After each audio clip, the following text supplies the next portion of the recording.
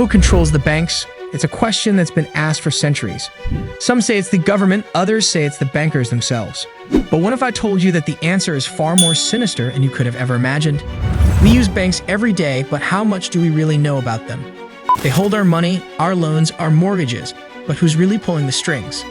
The banking system is like a spider web with the bank at the center and a web of interconnected relationships branching out in every direction. But who are the spiders weaving this web, and what are their motives? The truth is, the banking system is rigged. It's designed to benefit the wealthy and powerful at the expense of the rest of us. And it's been this way for centuries. But what can we do about it?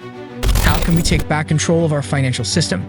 We need to start by educating ourselves and demanding change. We need to support banks that are committed to ethical practices.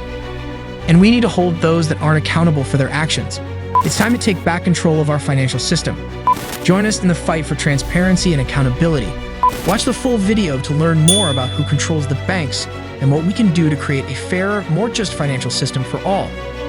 To truly understand who controls the banks, we need to go back to the very beginning. The history of the modern banking system dates back to the 17th century, when the first bank was established in Sweden. Over the next few centuries, banks began to spread throughout Europe and eventually to the United States. As the banking system grew, so did the power of those who controlled it. The early bankers were often wealthy and influential figures, with close ties to political leaders and royalty. They used their power to shape the banking system to their advantage, making it harder for ordinary people to access loans and other financial services. In many ways, the banking system was built to favor the wealthy and powerful. Banks were often run by elites who had the connections and resources to access credit, while ordinary people were left out in the cold. Today, the banking system is more complex than ever before. Banks are multinational corporations with billions of dollars in assets and thousands of employees around the world. But even with all this power and influence, they're still subject to outside forces.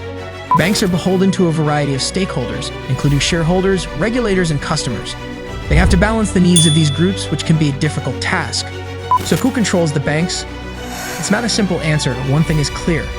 The banking system is a complex web of relationships and interests.